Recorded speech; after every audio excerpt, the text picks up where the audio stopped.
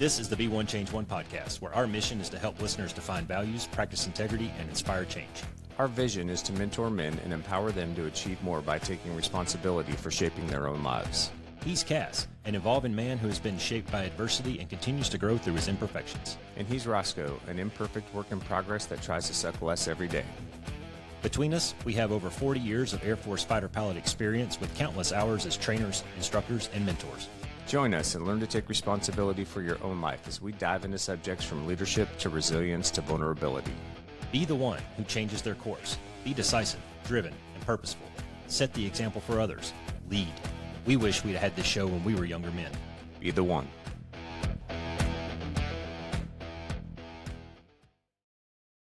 Well, okay. I'll let you. All right, here we go.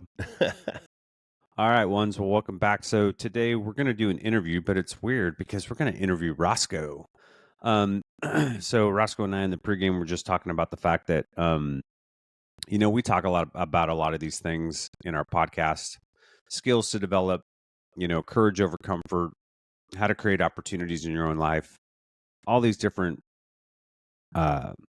actions that we talk about and things that we bring up and suggest for you guys to do.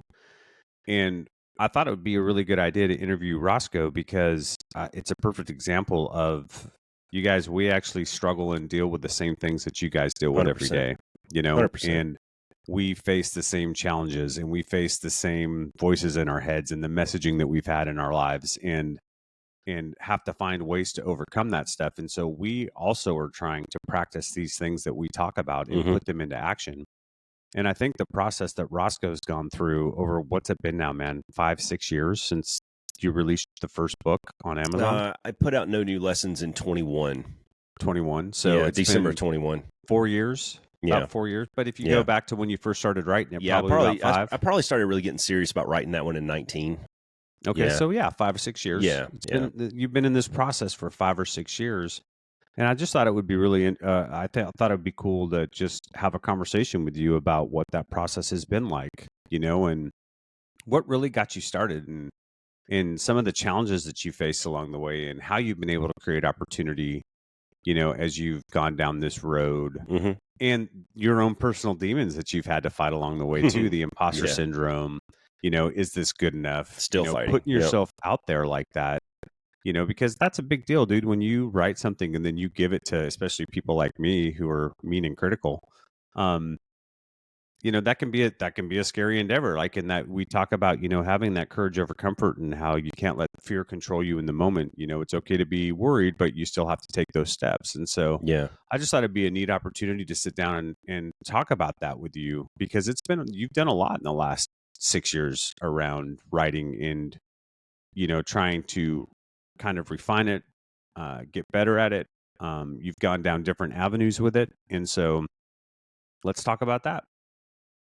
For the record, Cass is mean and critical. That's what I took away out of that whole intro. Yes. Thank you very much. I appreciate that. No, but seriously, so why don't you start with,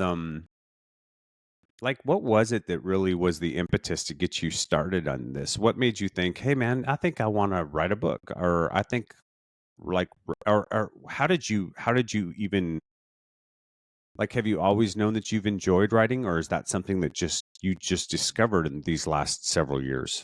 I never thought that it's funny. I just spent a week with writers, just hanging out with writers and talking about writing. And I asked a lot of people that same question, like, where'd you get started? And a lot of them say, oh, I always wanted to be a writer. I was a journalist for years. I always wanted to be a writer. Or you see a lot of journalists make that jump. Yeah. And man, that wasn't me, and I enjoyed things like journaling. I enjoyed telling myself stories. I wrote some things, just little goofy stuff when I was deployed a few times, mostly out of boredom. I got kicked out of typing class one time when I was in high school for writing a kind of an X-rated story about 2 friends of mine who were thinking about dating. So I just kind of pushed them over the edge and put them in the back of a pickup truck on a Friday night. And I mean, you can guess where that went. It got to the point where my teacher pulled it out of the trash can, took it to the principal, and called my mom up there. And I had to read it to the principal and my mom. And then I got suspended for a couple of days. It was pretty awesome. That said, I never, of all the things that I thought that I would want to be, I don't think that writer was on the list until I think it was when I took this job that I have now, and I realized I have a lot of time in my day, and this is true for anyone, I believe. Like when you're going to fill the time with something, right? There's 24 hours in a day. This is one of my favorite questions to ask people. And guys, you can go and do your own homework. Listeners, go and do your own homework on this and debrief yourself. You work 8, you sleep 8. What do you do with the other 8? Okay. And when I started to analyze that, and I go, well, I mean, I can sit on my ass and get fat watching Netflix, or I can be productive. Right. And this is sort of along the same time that I started kind of the physical journey, and maybe that was about a year down the road. But you take that, you have this surplus of time on your hands, and then you take this idea that I like telling stories. And I mean, the natural mesh for those two things was either start a podcast or put it down on paper and see what happens. And honestly, Katie was the one that kind of gave me the push for it. And she says, well, I mean, I've been after you for years to write this thing. This was in 2019. And we did the hike, the No New Lessons hike. We did that in 2009. So for a decade, she's been telling me, you need to write a book. You need to write this down. You need to write the story. And that's kind of where it started, man. I sat down and I started kind of just in a linear fashion, a chronological fashion, just telling that story. And it ended up being a book 2 years later. Yeah. Was it I'm curious because you said, when you got to, once you separated from the military, you got this new job, you realized that you had a lot of time that you hadn't had previously in your life. Did you need something that was intellectually stimulating? Were you looking for something that would be kind of intellectually challenging? Yeah, but I didn't know that at the time. But you didn't know that at the time. I didn't know what I was looking for. Yeah. Like I said, something's going to fill the time. And for a long time, it was Netflix and Cheez-Its, which is neither stimulating nor intellectual in a lot of ways. I downloaded a book. It's called The Quantum and the Lotus. I was watching this YouTube video on 7 books every man should read or something like that. And they recommended this book called The Quantum and the Lotus. And I downloaded it on Audible. I created an Audible account, downloaded it on Audible, and started listening to it. And within 5 minutes, I had a piece of paper out and I was taking notes. And that started me walking around the neighborhood so I could listen to the book more. And that's what sort of started that physical journey to get myself back healthy. Keeping in mind, that I'd been down hard with a back injury. Yeah. I'd had back surgery, and that was a long recovery. That was really depressing in a lot of ways because I expected the surgery to fix me, and it still took a little over a year for me to see the gains and all the inflammation to go down. And that was something my doctor did not prepare me for. He didn't do a great job of expectation management on that. Yeah, I had a similar situation with when I had my left ACL replaced. It took a lot longer than I thought I was going to kind of get back to form. It sucks, doesn't it? Like I would have liked for the doctor to say, hey, you're gonna fuck with this for probably 2 or 3 years. Yeah. And to the point where last fall when we went out and ran that Spartan race, we're in the starting chute and I was just stretching a little bit while the guy's giving us the hoop and holler over here, and the the hype man was over there hyping through the microphone, and you guys are rolling your eyes, and I was over there just stretching a little bit, and I felt a pop, and I ran that whole goddamn race with a pain in my back. Oh God. And that's, I mean, I had the surgery in 2019, dude. Yeah. So, I mean, you're talking 5 years later, I'm still dealing with that shit.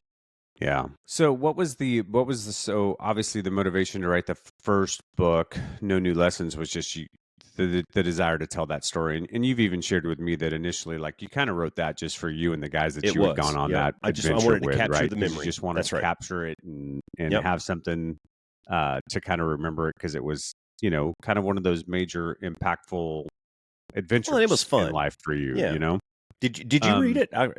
Yeah. You've read it? Okay. Yeah. Yeah. I mean, it was just it's a fun story. It's full of folly and adventure and humor and laughing at ourselves and self-deprecation. And that to me is fun.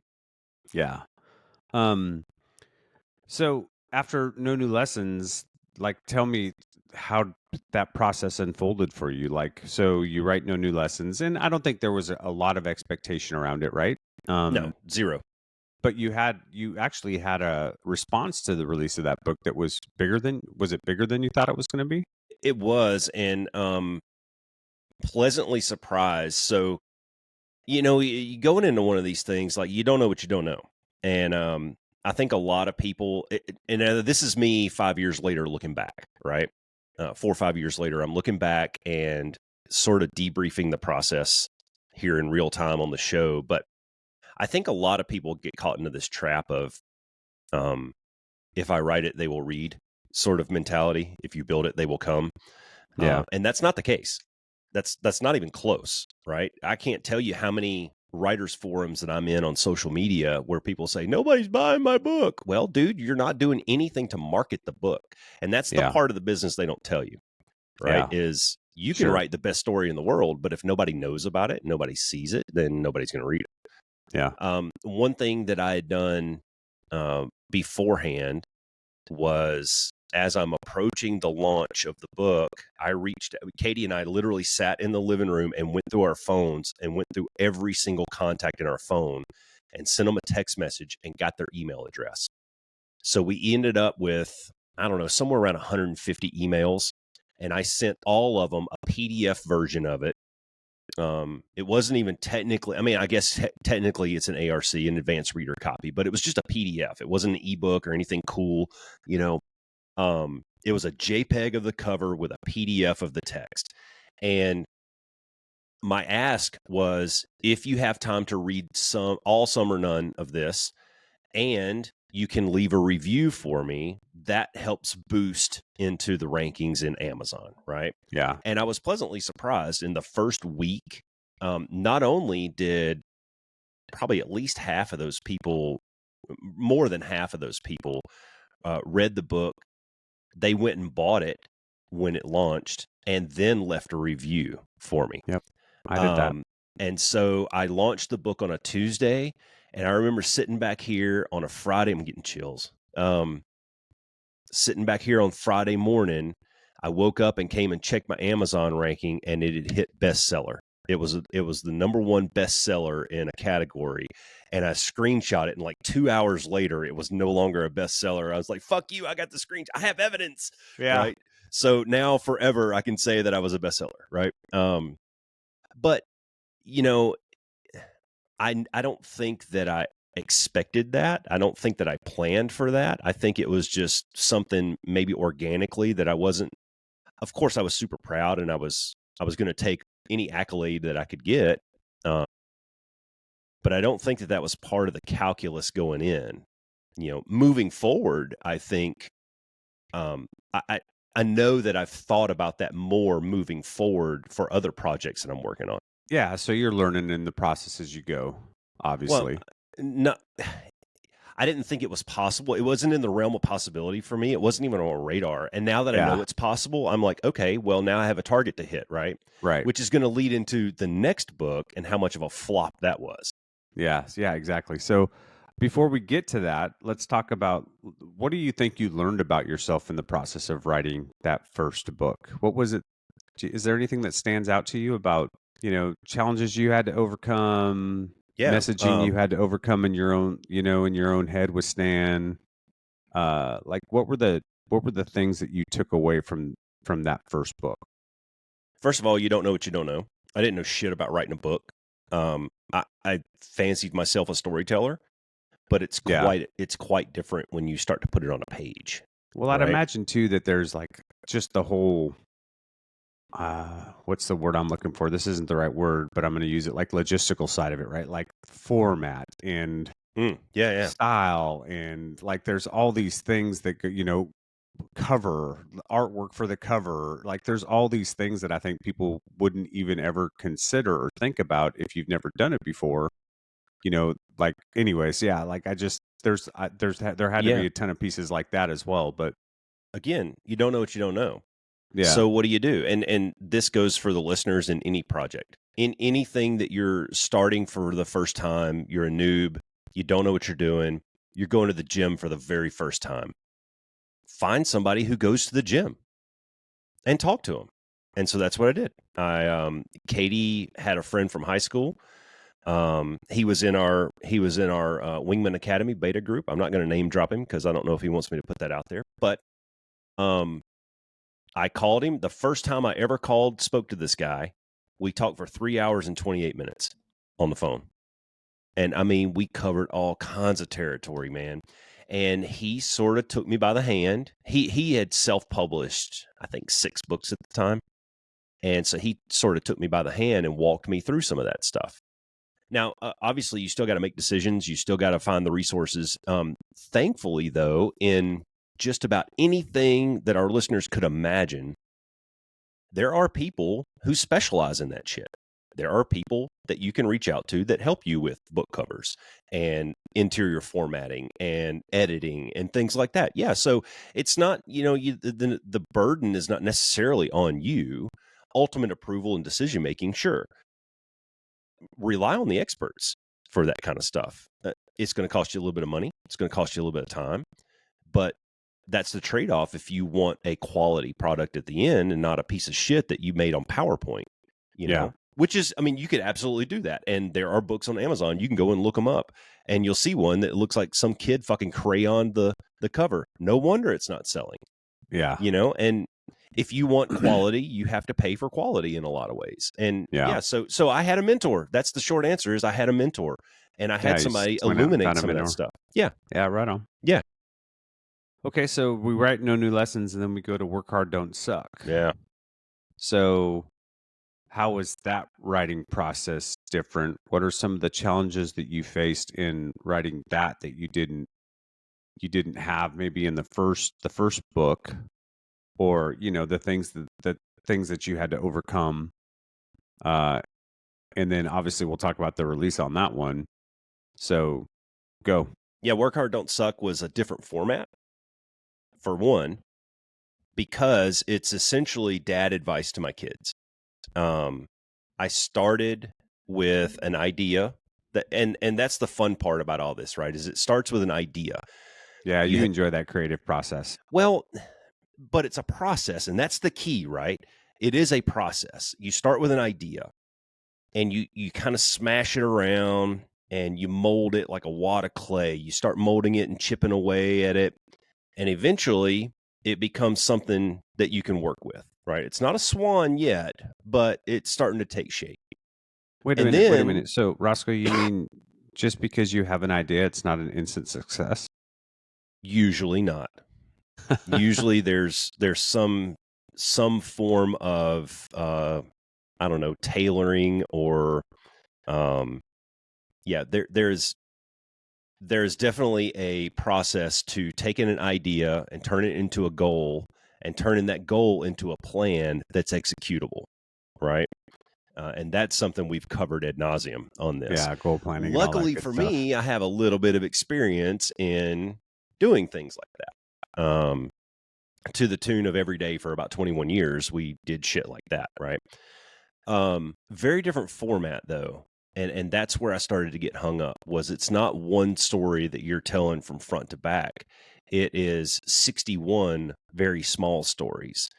And each story I had to kind of flesh out in my mind and sketch and how am I going to tell this story? What's the point at the end of this? And keeping in mind that this is more or less a self-help book. I mean, for lack of a better term. So it was just different in that respect. Okay. Challenges that you faced on that one that you didn't face on the first one? First and foremost, it was narrowing down which stories I wanted to go in the book because my list was like 125 strong. And I knew that was way too much. I mean, it would have been War and Peace. It would have been the size of the Bible, dude. And I mean, considering the audience, I can't give my kids a 500-page book. Right. I expect them to they'd be like, yeah, whatever, Dad. Good doorstop. Yeah. Thanks, bro. So paring it down to something that was manageable and didn't scare a young reader, because I'm targeting that 18 to 22-year-old getting started into real life. That's the target audience for that book. However, I have been pleasantly surprised that many older people have read the book. 30s, 40s, 50 somethings have read that book and given me good positive feedback on it. So keeping that in mind, I kept the chapters very short. So the chapters are, I don't know, 750 to maybe 850 words max. You can read each chapter, you can read in about 3 or 4 minutes. Because I'm thinking like my kids, short attention span, Yeah. you know, maybe they leave it by their toilet and when they're taking a shit in the morning, they can read a chapter real quick. What's dad say about, you know, financing? Oh, there we go. Here's a few pages on finances.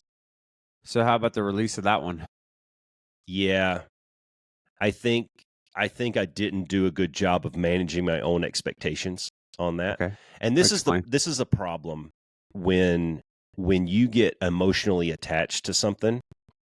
I think it's more of a crushing blow when it doesn't work out the way that you wanted. Well, I think part of it too, though, if tell me if you agree with this, is you have the first one where you have no expectation at all, and it vastly exceeds your expectation, right? So now you've got this momentum behind you to a certain extent, and you feel like, okay, yeah, I got this, right? This is all going to work, and then boom, you get a different outcome at the release of the second one. So Yeah. what was that like, man? Like, Yeah, tell me sucked. what was going on in your head? What was the messaging to yourself? What Well, was Stan saying? Yeah, but you hit the nail on the head though, is you have success with your first thing, right? And you're like, oh fuck, I can do this. Cool. And now the expectation in between your ears, your expectation is, oh well, I'll just be a bestseller again. It'll work. Yeah. Obviously people like me and they're gonna read my shit, right? Yeah. Not the case. Because No New Lessons is a very different book than Work Hard, Don't Suck. And they just didn't respond to that. So after the first 2 weeks or so, and I think you and I were into the podcast already. We were. When Work Hard Don't Suck came out, and I remember talking to you about this, and we had just started the podcast yeah, at that point. and I remember talking to you, like it was depressing, dude. Like I bet. I was ready to bounce. It sucked because I think I had convinced myself that this is easy. I've got this. I'm going to do the same thing that I did in the last one and it's going to work. And it just didn't. I didn't do a good job of considering what the audience wanted. I didn't do a good job of marketing to that audience. I sort of ran the same play, but the defense had changed. And the result was it was kind of a flop. And sort of still is. And since then, this is when you get to the messaging you tell yourself, right? You have a choice. You can either be depressed for the rest of your life that I'm a failure and my book fucking sucked, or you can reframe the way you talk to yourself. And now I've reframed it in my mind to where it's like, you know what? I started Work Hard, Don't Suck as a letter to my kids. So what if motherfuckers don't want to buy it? My kids have read it, and that was the goal, right? So in an inadvertent way, yeah, I let myself down, but I met my goal. So it's weird, but when you reframe the way that you talk to yourself about it, it sort of made sense to me. Yeah, no, I think that's a great point, right? Because if you can do that reframe, it gives you a little bit of resiliency in the process that allows you to continue to push forward. Instead of going, oh, well, I just had a big L, so this obviously doesn't work and I'm just going to bounce, like you said, right? Yeah. I'm sure there was some of that going on in your mind, like, fuck, this isn't, I'm out, right? Like, I just spent all this time and effort and did all this work. Yeah. And for sure.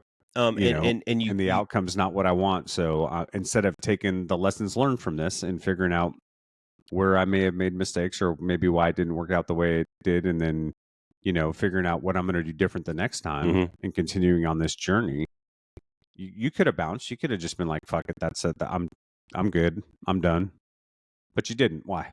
Well, but here you go, man. And you were talking about this a few minutes ago when you were talking about No New Lessons. And I thought that was a success. I thought that was good. It met or exceeded my expectations. That was great. But what does that do for your ego? Right? Yeah, that old ego sort of inflated a little bit, and Work Hard, Don't Suck was what I needed, I think, to knock me down a peg. Humility's a superpower, right? So when you get that, and somebody knocks you down a peg, you kind of have to step back and reevaluate things. where do you go from here? That was sort of the next question. Is I enjoy this. Like it was fun to come up with all these things. And I hadn't at the time, I hadn't done anything fictional yet. This is all real life experience and going back and reliving memories and that kind of stuff. But I enjoyed sitting down at my computer. I enjoyed typing out and telling the stories. And so where do you go? You've had one that was pretty good, at least by my expectations it was. And then you had one that was sort of a failure by my expectations. So now what? Right? Do you get back on that horse and ride? Or do you let your ego and do you let Stan tell you, oh, well, dude, you're just not good enough, right? Well, the answer is you have to evaluate what you want to do. Like, what do you want out of it? And if the answer is, I want to write stories, I want to tell stories, I want to entertain people, I want to inform people, if that's the answer, then you keep working on your fucking craft, man. Like Steph Curry didn't stop shooting 3-pointers when he missed a couple. No, he went back to practice and he worked on his shot, Yeah. No, I think that's a great point, brother, because I think oftentimes we make those assumptions too quickly that we're not cut out for something just because we take an L. Instead of doing that reevaluation process, and really getting to task on things and figuring out how we can get better, or the luck and timing of things sometimes even too that plays into stuff. And so I think it's great. And like you said, it's all about, for you, it's more about, well, I really enjoy this process and this creative process, and I want to continue to do it. So I'm just going to continue to do it and try to get better. Yeah. And I'm not going to worry. Right. We talk about process versus outcome, right? And I imagine that process of writing for you is really fun and engaging It and is. Yeah. stimulating, and that process is really what you enjoy. And shifting from what the outcome's going to be. Right now, there's still goals, there's still desires, there's still dreams attached to those things, but you're not focused on that. You're focused on, how do Tell I the best become a story better that you writer, can. and telling the story better, and That's it. what kind of stories do I want to tell? And I Yep. think it's cool that after that one, you made a pivot to fiction. It reminds me of this when we talked to Richard Fox. Yeah. And he was Yeah. like, hey, my first 4 or 5 books they didn't do nothing. And he goes, and I'm a military guy. I wanted to write military themed, thrillers. But dude, that wasn't my audience. My audience was sci-fi thrillers. Sci-fi, yeah. Military sci-fi thrillers. And now he's found great success. Yeah, and once he made that pivot, dude, he's found great success, right? And I know a few people I met a few people like that a couple of weeks ago at BoucherCon that had made a pivot like that. Maybe they started writing YA fantasy in the beginning and they're like, you know what, nobody's buying this stuff because I'm not a young adult and I don't know how to write to these people. I can't communicate with that generation. Let me switch to sci-fi. And then, all of a sudden they're selling books. Yeah. So what's the takeaway from that? What do you think the takeaway is from that for the listeners? Don't be afraid to pivot and try something new, man. Yeah. I mean, because at the core, I mean, ultimately, Cass, at the core, the process is sort of the same, right? You're still being creative. You're just thinking in a different box. You're not thinking in a horror genre. You're thinking in a sci-fi genre. And for me, like it's sort of fun to just sit in my chair and imagine. Like I have a fairly vivid imagination, and letting that run sometimes, it doesn't matter. Like, gosh, how many times have you thought about killing someone and you kind of go down that road? Like, how would I do this and get away with it? And just let your imagination go and go, where do I bury the body? How do I cover the evidence? Like Katie asked me one time, and this is all joking. Okay. And this is 100% in jest. I'm not going to kill my wife. Go kill anybody. No, like here's my disclaimer out there. Big fat fucking asterisk. But Katie asked me one time, we were watching some show and she paused the show and she says, have you ever thought about killing me? I said, every goddamn day. And she looks at me and she goes, what? Really? I said, oh, I got it planned down to a T. And I laid it out for her exactly how I would do it. I was just making it up on the fly, but I laid it out for her how I would do it. And she goes, oh my God. Because it was like, I could honestly get away with this. Yeah, you were specific about I had it. done my homework. Yeah, well, and I think to make that translatable from your context to maybe, a listener who's maybe got some skills that they really like to exercise. Mm-hmm. Maybe have discovered skills that they have that they're really good at. But maybe they're in a job or a place where um, it's just not the right fit. Like, make a pivot, man. Like, find something else that allows you to do that thing that you enjoy doing or that you're really good at. Just move in a different direction. Find something that fits that skill and that scratches that itch, but maybe in a different context. Also, don't confuse talent with skill. Yeah. The very different things, right? I I don't mean this like in a bragging way or anything, but I was a talented storyteller. I could, around a campfire, I could captivate an audience with storytelling and gestures and, you know, emphasis and things like that. Like, I can tell you a story. It's very different than having the skill of writing. The imaginative, the creative process, like putting that down on paper. coming up with a story is Writing one dialogue. thing. Writing it down is something very different, and that was something that I was missing. Right, so don't confuse talent with skill, and it really doesn't matter what you're doing. If you're joining your Friday night, you know, basketball pickup game, just because you are an athlete and you can run a 6-minute mile does not necessarily translate to the basketball court. Yeah, there you go. So let's go play basketball, Cass, and let's see how you do. You might out cardio me, but I might out shoot you. You know what I mean? Yeah, that's for sure. Yeah. Yep. So skill and talent are two different things. Now, where the beauty of it is when you can blend those two together and you can really use that talent to work on the skill. Like, because the talent makes it fun, right? You're kind of okay at this. You're okay-ish. And that keeps you coming back.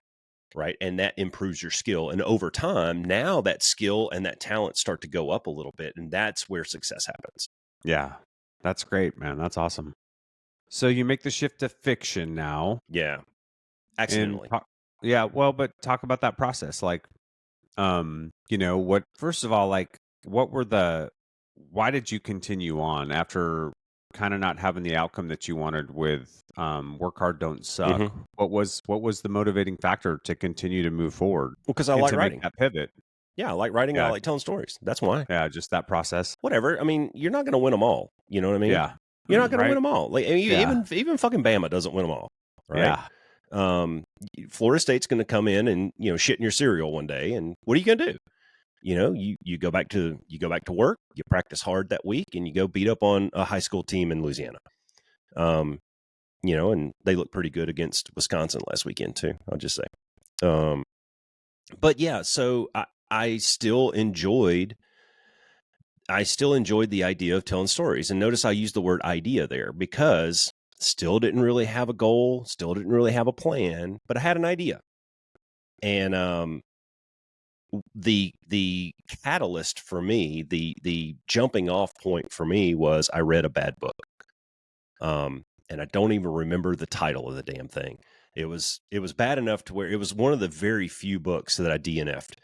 And I sat here for a few days just thinking about the possibility of writing fiction. And I thought, I wonder if I could do better than that dude. And that's really where it started for me. Yeah.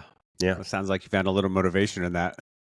It was, and maybe it was spite, maybe it was meanness, maybe it was fuck that guy. You know, it doesn't matter if it's motivating. Yeah, I mean, I guess in the end it doesn't matter. Whatever's the motivation, whatever's the motivation to get you started, right? Fucking Betty looks better in her swimsuit than I do, so I'm going to go to the gym. Great, fuck Betty, go to the gym, right? You know what I mean? So it doesn't matter where you get your initial motivation from. When you go to the gym that first time, what are you going to do? Are you going to come back the next day? Those are the questions that you need to start asking. Fuck Betty. It doesn't matter, right? She got the idea in your head and she got you going down that road. Now you need to come up with a goal and a plan. That does not involve Betty at all. Maybe, I don't know, put her picture on the back of your door or on your people to kill list. It doesn't matter, right? But whatever you get that motivation from. And for me, it was reading that bad book. And it took a few days of sitting back here trying to convince myself that, okay, maybe I can do this. And I wasn't convinced that I could write fiction on my own.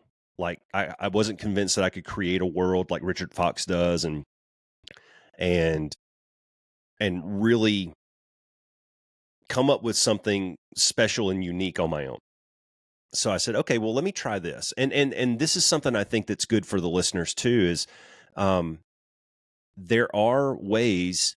This to me would be the equivalent of when you go into a gym, right? Let's say you go into EOS gym or Gold's gym, one of these giant fucking gyms, right? You just paid your $8.99 for your membership and you don't really know which end is up. And you walk in there and you see all these people in there, hucking around weights and sweating and doing all this stuff. And you really don't know what you're doing.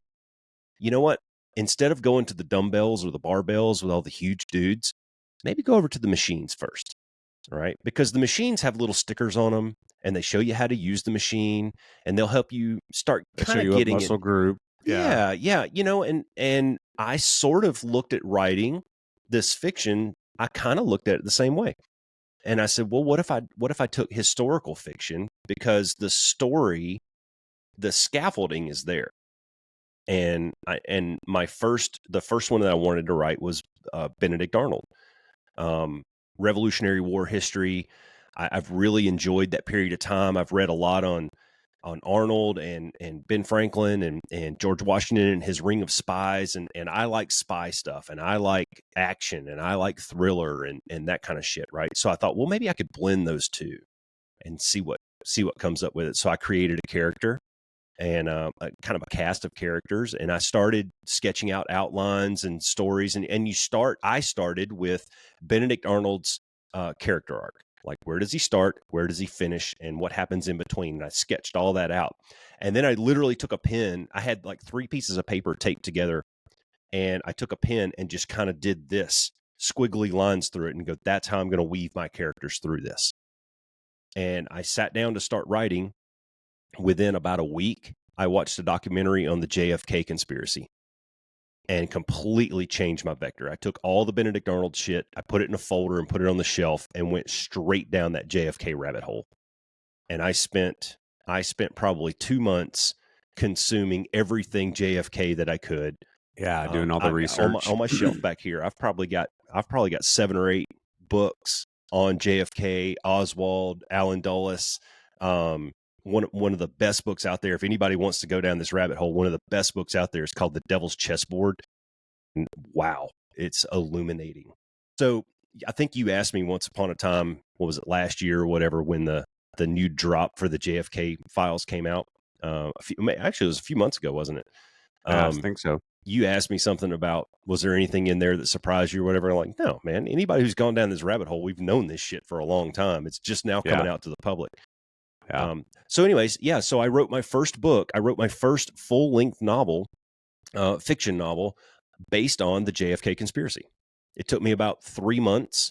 It took me about 2 months of research and about 3 months of writing. I want to pivot for just a second because I know you shared with me, through this process, you've reached out to a lot of different people. Well, yeah. You've continued to seek mentors along the way. You've reached out to editors, publishers, all that kind of stuff. 1, how did you do that? 2, what was that experience like for you? Like, was that, because you're in some ways it's like cold calling, right? You're just basically That's 100% what it is. Firing off emails or, messages over LinkedIn or whatever going, hey, this is me. Can I talk to you? What was that experience like for you? And what motivated you to do that? So 1, how did I do it? That was your first question. I used Facebook and Instagram. And I searched for authors, and you come up with a giant fucking list and you start necking it down to, either names that you recognize or people who are in the genre that you want to write. Yeah. And you kind of make that list a little bit smaller. And then I just send them a message, just send them a DM and says, hey, my name's Paul. I'm a new, I'm a aspiring writer, aspiring author. And I really want to get into this. I really want to get better at this. Would you mind having a conversation with me? And the one caution that I would say, your second question was, what was it like? In a lot of ways, it was very embarrassing. It was very humbling. But at the same time, it was very uplifting in a lot of ways, because when you get a yes on some of those, and for every 10 that you throw out, you get 5 no's and 5 yeses, or 7 no's and 3 yeses. And so rejection sucks. a non-response is still a response in a lot of Yeah, ways, and for that sure. sucks. But when you get that yes, and you get on the phone with someone, or you start a chat with someone, that was very uplifting, because what I found was every single person that I've talked to, from self-published one book to bestsellers, New York Times, everyone is super supportive. Yeah. Everyone is like, hell yeah, dude, if I can share a little bit of knowledge with you. Now, obviously, this is the caution with it, though, right?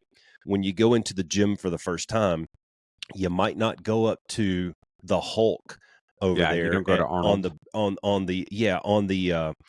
Arnold. the flat bench, who's got 110s in his hand. That might not be the guy that you start with. You know, you might go to the soccer mom who's on the elliptical machine Yeah. when you're first starting out. You know what I mean? And I screwed that up in a lot of ways, because I was reaching for the top when I didn't need to go for the top. I don't need to talk to Brad Thor and Mark Graney and Vince Flynn and these guys. I need to be talking to the guys that are down here at my level or closer to my level. Yeah. The advice that I got from them was more relevant to what I was facing. Yeah. That's a great right? point. Getting into it. B, it's fresher on their mind, right? So it was more detailed, and their experiences were within a year or two, whereas Brad Thor's been writing books for 20 something years. Like, for him to Yeah. reach back in his vault of memories to go back to when he first started. That's right. So there's, Well, and I don't want to interrupt you, but just to piggyback on that, that's a great point to make in reference to when you're looking for mentorship. Mhm. Because there is research that supports, like, if you go to the CEO, dude, he's been at this for so long, right. Yeah. he doesn't remember what it was like to be where you're at anymore. Yeah. And Also, so his the time is type more of valuable in different ways. yeah, but even then, like, the type of advice that he's going to be able to give you, because there's so much distance between where he's at from where you're at, probably isn't going to be all that valuable for what you need to do next. But the guys that are closer to you, that were just where you were a year ago, 2 years ago, 3 years ago, much more valuable, because they remember being in that spot and they remember what it was like. And so, yeah, and you typically get better responses from those folks. You do. Well, it's probably not the person that you think you want to talk to, because I Yeah, mean, who wouldn't want to sit down with your heroes, the guy that you've been sure. reading? But yeah, and give me the advice that's going to get me to your level. Those conversations are great, and I've met all those guys, and I've had those conversations with those guys by this point, right? This is me looking back now to, I guess it's been 2 years almost later. But it's, in a lot of ways, you have to filter out wants and needs. And what I needed was this ground level, how to tie your boots kind of information. Yeah. I don't need the finer points of the air-to-air game plan. I need to know how to put the dot in the hole and press the pickle button. You know what I mean? Yeah. And so, Sure.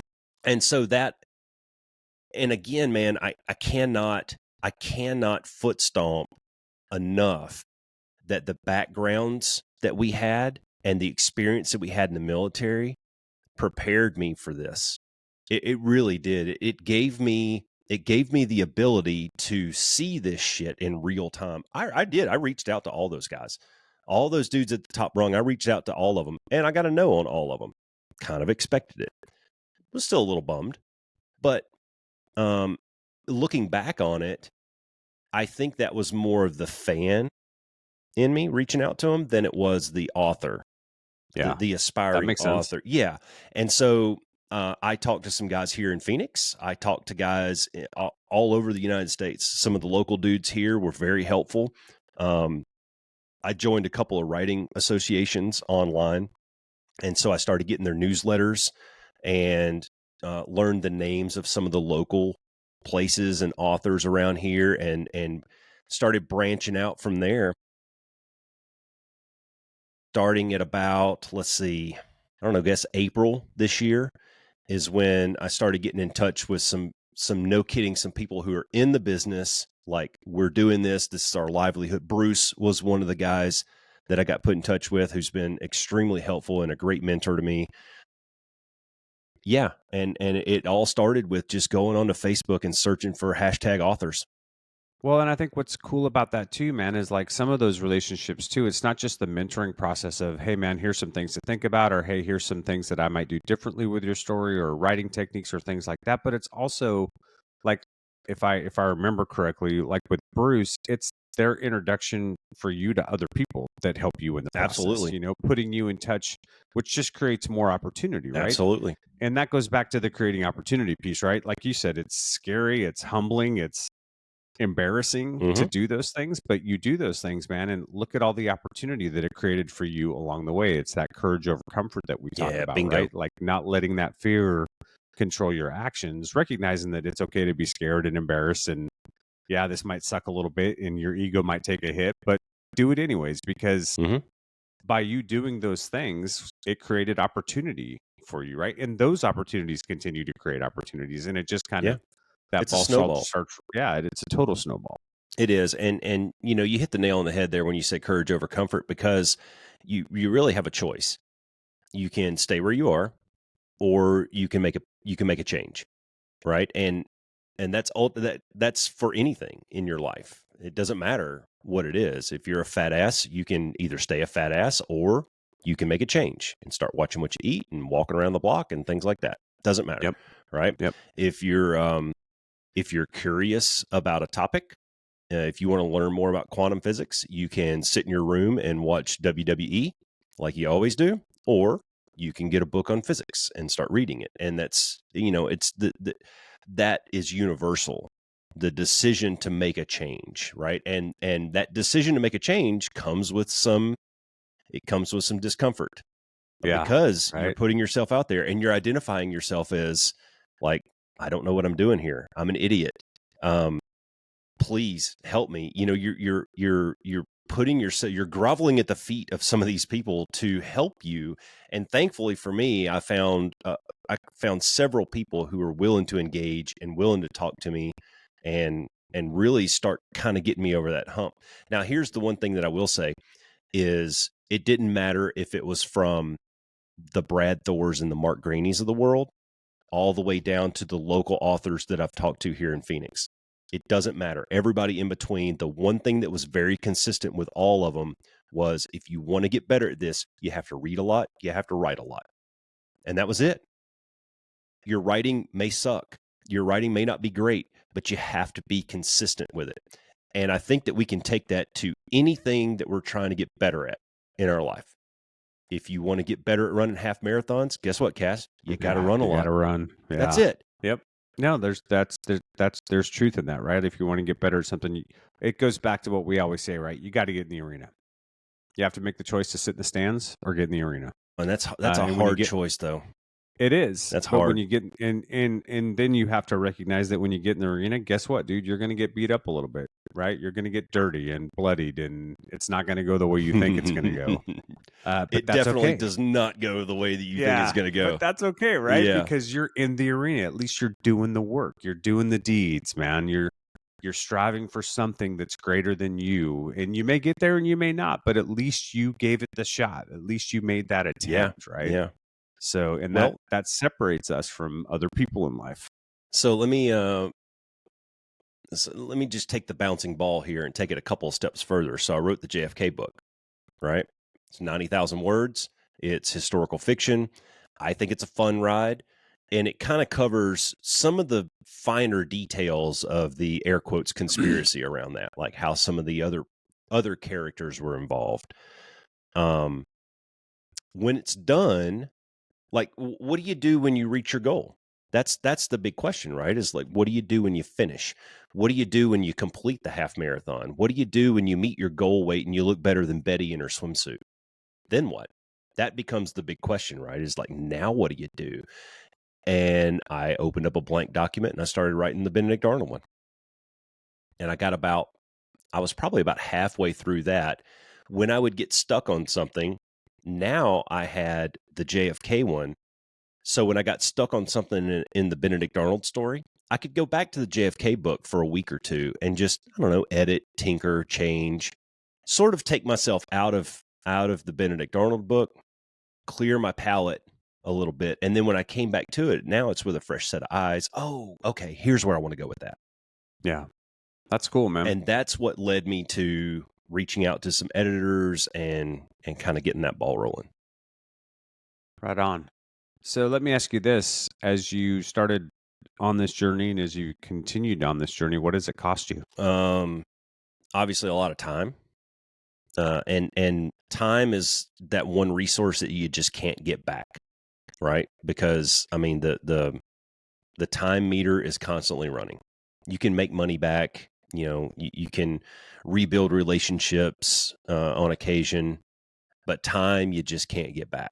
And so finding that balance, I think, is one of those things that we talk about a lot on here, but it's hard to describe putting that in practice a lot of times. I It's think hard to do it real world. Yeah. and it's very difficult to do because I was listening to an interview with this one author that I really like. His name's Greg Hurwitz, and he writes the Orphan X series, which is fucking fantastic if you haven't read it. But I was listening to an interview, and he says, man, like my wife gets so aggravated at me because I'm spending like 20 hours a day in a make-believe world with make-believe characters, having conversations with them, trying to figure out what they like for dinner and shit. And oftentimes I'm missing what I'm actually having for dinner and the actual conversation, so, and Katie's gotten on to me a few times, and thankfully, she is not bashful about putting me in my place. And she's had that conversation with me because I wish that you'd spend more time with me than you would with Jax Coulter.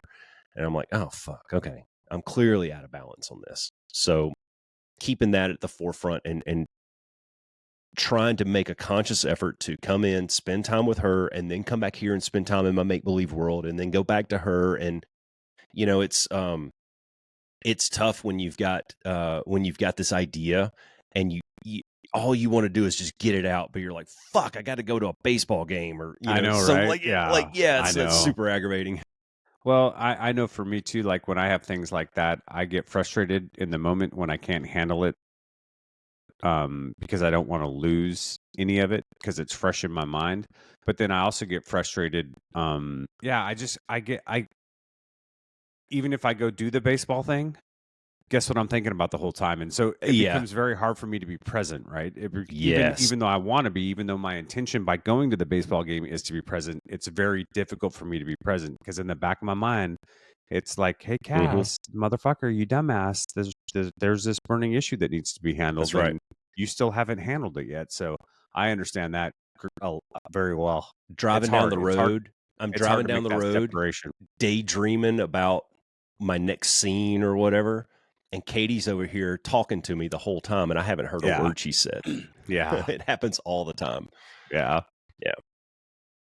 Right on, man. So what else? What else do you want to hit on? Well, this is where I wanted to go, I guess, ultimately here was, so I've put myself out there. I've tried a couple of things. Yep. I don't know if it's good or not. I haven't gotten any feedback on it other than some things that Katie's told me. And so I got on, there's a website called Readsy that's very author friendly. Created an account on there. It was free. And it's sort of a search engine for like book editors and developmental editors and cover designers and things like that. People who are involved in the publishing of a book. You can go on there and you can search and you can filter and you can find people who are closely related to your genre. And so I went on there looking for developmental editors to help me with filling in some of the gaps that, teach me what I don't know about this. Yeah. Sure.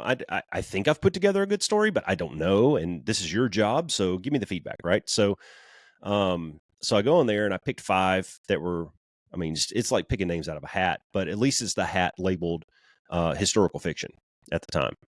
So send them an email and like a 3-page sample or whatever. And one of the guys that got back to me was, we started a conversation back and forth, and he goes, yeah, I can't help you with this project, but I am the senior editor for Pen and Sword Aviation Division. Would you consider writing a book about your career? And I was like, no, my career was stupid. Fuck, that's dumb. Yeah. And it took him about 45 days to convince me. Katie will tell you, like, we had some deep conversation. I'm like, fuck that guy. My career's stupid. It's dumb. Right. And So he finally convinced me to it. I ended up signing a contract with Pen and Sword Aviation. And so I've got the JFK book that I've written. I've got the Benedict Arnold book that's about halfway done. And then I started a brand new one that was essentially a memoir of my career, right? Very different, nonfiction, which is a departure from my original goal where I wanted to go with this writing thing. Was I wanted to write thrillers. I wanted to get into fiction writing, right? Commercial fiction. And then I take this side road to write this nonfiction book.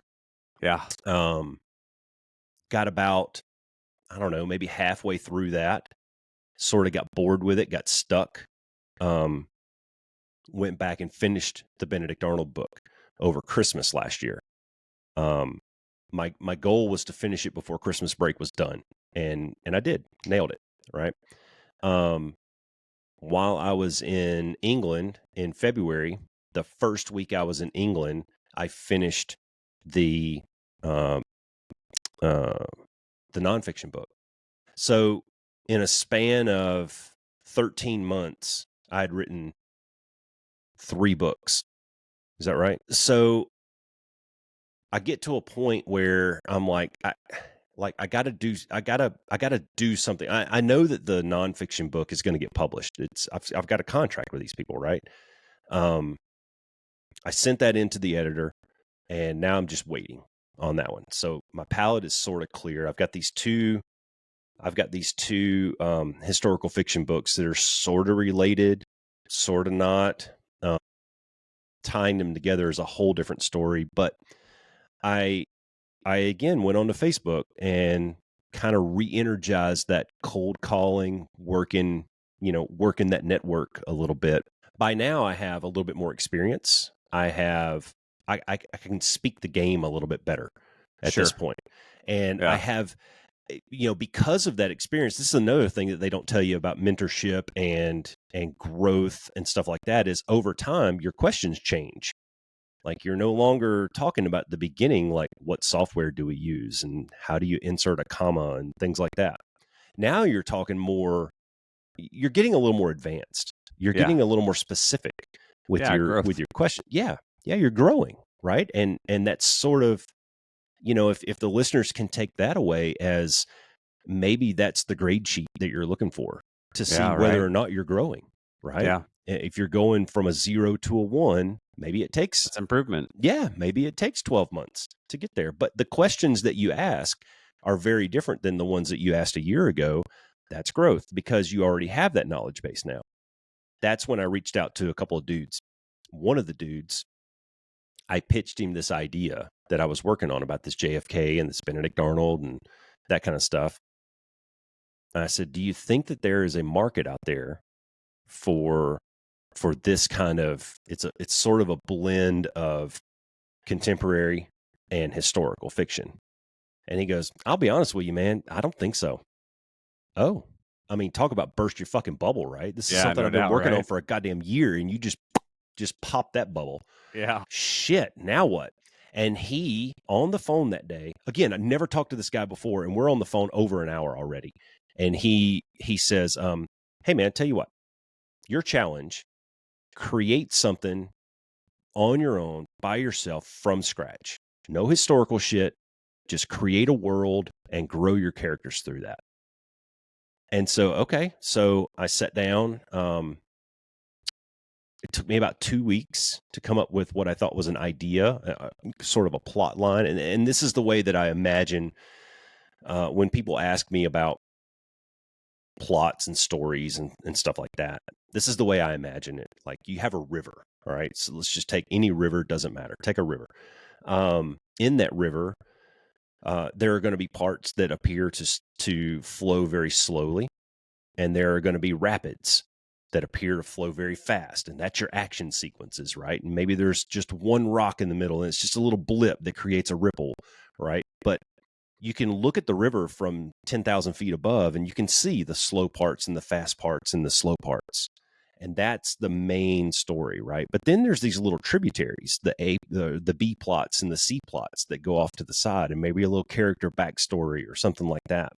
That's the way I envision it. So it takes a little while for me to be able to see that river in its totality, right? From dam to dam, I need to see that river. And once I can see that river with some of the rapids, not all of them, but just some of them, like here's the friction points along the way, then I sit down and start typing. And I wrote that book. That's the book that I have right now. That's the manuscript that I have right now. It's called Danger Close. And it is, I wrote it in a little less than 4 months, Nice. start to finish. From the time I had the conversation with that guy to the time that I was done with it and I wrote the end was about 3 months. And then I polished it for about a month. I sent it out to beta readers, gave them, what did I give you guys? Something like 2 weeks. 2 or 3 weeks. Yeah, 2-3 weeks. To read, either portions of it, skim it, read all of it if you can, great. Give me some feedback on it. Went back and made changes. And now, because of Bruce Borges, that contact that I made cold calling off of Facebook, he put me in touch with an editor, and it's going to her tomorrow morning. Nice. So that's where I'm at with that. Yeah, it's exciting, man. It's been a fun ride. I'm super nervous about what she's going to say because Cautiously optimistic. Well, I don't even know if optimistic is the word that I would use right now. I'd say nervous and anxious is probably a better description because there is the possibility. I think it's a highly possible that she's going to email me back and go, "Yeah, this doesn't work. We need to rewrite this." Yeah. And that's scary, man. Because I bet it is. when you chop out 50,000 words out of a book and you're looking at a blank screen, that's scary. Well, yeah, and that's 4 months of your time, and yeah. I mean, you've read it, and I think it's a good story. The feedback that I got was generally positive, but that's from friends and people in my circle, people that I trust, people that I know are going to give me the feedback that I need. It's not somebody in the profession. It's not somebody with a critical eye necessarily. And so it's going to be very different when I hear from her. Yeah. But you know what? These cold calls and these connections, one guy leads to another guy. Hey, you really need to reach out to this dude because he writes things like you write. And one of those dudes that I talked to says, he says, "Hey man, you really need to go to BoucherCon." Okay, what's BoucherCon? Well, BoucherCon is an annual convention, a writers and readers convention of mysteries, thrillers, suspense, crime. And this year it was in New Orleans. So I talked to Katie about it. I just serendipity, right? I already had that week blocked off for PTO. I blocked it off last year. Literally a year ago, I blocked that week off. That's serendipitous. And then the convention happened to be just in that week. I was like, I got no excuses. I got no excuses to not do this, right? And so I went down there. It worked out that Katie wasn't able to go because of health issues. So I went by myself, which turned out to be great because I could really focus on making the connections and the conversations that I needed to have and building relationships with people that I might not have been able to do if she would have been there. Because literally all we talked about was writing and telling stories and our next ideas and things like that. And I wondered if, obviously I wanted her there by my side. I tell people all the time that in a social setting like that, Katie's my superpower because she's a butterfly. And she would have known everybody's name and their history and their kids' names and friended them on Facebook and all that shit. And I'm more of the guy that, I'll find one or two people that I trust to talk to and kind of hang out with them. And it worked. It freaking worked, dude.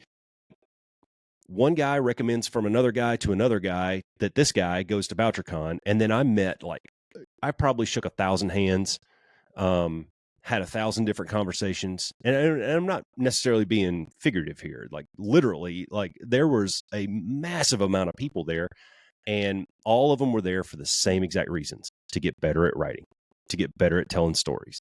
And so when you sit down in the bar at night and you start sharing and telling a little bit of your background, every now and then you'd see a guy take out his his pad or his phone and he'd write a little note. Like you just sparked a nugget in that guy's mind, and it happened for me. I mean, I took a lot of notes on my phone. Like guys would start talking about one thing, that happened to them. I talked to this one guy, he was a journalist, and I asked him, I said, he was embedded in like military, journalism, right? Had been to Iraq and done all these cool things. I said, what was the coolest assignment that you think that you were ever on? Like the most vivid, the most awesome thing that you had done? He goes, I was on the USS George Washington when the towers went down. I was like, oh, dude, that would have been so cool. He goes, you cannot imagine. He says sensory overload is the wrong word. Like everything was just on fire. Your smell, your hearing, your feeling, everything is happening on that boat. And it's just buzzing like a beehive. Yeah. And to hear him describe that stuff, like I'm sitting here going, okay, I'm getting some ideas now. Yeah. But it was really cool, man. And so coming cool, out of that, sort of rejuvenated. Because I'd kind of stalled. I'd put a lot of effort into Danger Close, and that had sort of been my focus for about 2 months now. And I'm right on the edge of being able to send that away and forget about it for 6 to 9 weeks while she does her work. The editor does her work. So Thursday, I opened up a blank Word document and I started getting, in fact, while we were talking here, my buddy who's actually over in Israel, he was a sniper. And I sent him this big, long thing on Signal going, all right, dude. So if I've got to break down a weapon and put it into a normal backpack, hike 5 miles with a couple of swims in between, and then prepare for a half-mile shot, non-lethal, subsonic, over water in upstate New York, what weapon do I use? He goes, okay, give me a couple days. And while we were sitting here talking, it just popped up that he sent me the popped it over to so you? I can't wait That's to get awesome. off this and read and find out what am I going to stuff in this backpack. So anyways, Right on, man. Well, I'm excited for you, Roscoe. Yeah. I think it's super cool. And I think it's a great illustration of so many of the things, like your own personal story just over the last couple of years with this is such a great illustration of all the different things that we talk about in the podcast, and just building skills, overcoming that fear. Humility is a superpower, courage over comfort, getting in the arena, showing some resiliency, working through adversity, taking the L's, taking the lessons learned, applying them to the next one, making your pivots. Like all of those things apply. So yeah. Well, my hat's off to you, brother. I think it's awesome. Well, thanks. I appreciate that. And the thing for the listeners is like, we sit on here a lot of times, and sometimes it might come across as preachy, directive in a lot of ways. And I just want everybody to understand that, like, I won't speak for CAS, although I know you do. I use these exact same processes. Like all of the stuff that we talk about on this show goes through my brain just like it does anyone else's, right? And sit down, and I can't tell you how many times I've sat here and I've visualized and daydreamed of winning the award, or walking across the stage, or being the person in the chair being interviewed at the bookstore, that kind of stuff. Yeah. And those are but that's important, right? If you're a kid starting out in college, visualize yourself walking across the stage and getting your diploma. If you're starting a new career, visualize yourself sitting in the manager's office. Visualization is important. Yep. But that's not the stuff that you dwell on. That's the stuff that you go, okay, that might be the end goal or a goal. You have to walk that back, and you have to set those intermediate milestones. Like you can't go from the mailroom to the CEO. You have to go from the mailroom to the floor with a bunch of fucking cubicles that aren't named, pushing paperwork. And then from there, maybe you get a promotion, you get a corner office. And then from there, you get to go bump up a floor. Like it's incremental, right? Yep. And it takes time. But at the end of the day, that vision is hopefully what motivates you. Yep. Absolutely. Yeah. Cool, dude. What else? Right on, brother. Thanks for sharing. Yeah. No, well, thanks for asking. That was a surprise this morning when we you walk into a green room with no idea what you're going to talk about today, and you said, "Hey, I'm curious." And okay, cool. So that was fun. That was a good way for me to get a lot of this energy out. Because but at the end of the day, dude, is like when you ran your race the other day, which congratulations, by the way, on your Disney race. You're at that now what stage, right? And in a lot of ways, I am. I'm about to send this thing off, and I'm like, okay, now what? I just came back from this conference with a ton of energy and a ton of ideas. I got a manuscript that's going out that I don't have to think about for a while. So now what? And this is good. Like, this gives me the motivation to go get my laptop and start typing away. That's right, man. I got back from that race on Sunday, and I started my next training plan on Monday. Fuck yeah. To get ready for Tucson. Hell yeah. Here we go. Good stuff, man. All right, brother. All right. Got anything else? Be the change. Be the one. Thanks for flying with the Be One Change One podcast. If you got something out of this show, then be the one and share it in your circles of influence. You can be our wingman through our website at www.be1change1.com. That's B and the number 1, change and the number 1.com. We invite you to be the one and join our fighter squadron on social media at Be1Change1 on Facebook, YouTube, and Twitter. You can follow us at Paul Roscoe White on Facebook, Instagram, and LinkedIn, as well as Roscoe's website, www.paulroscoewhite.com. You can email us from the website, and please leave comments, share, and ask questions, or leave ideas of things you would like to discuss on future podcasts. Most importantly, be the one that helps us win the algorithm by leaving a review on whatever platform you're listening on. Thanks for joining. Until next time, be the one.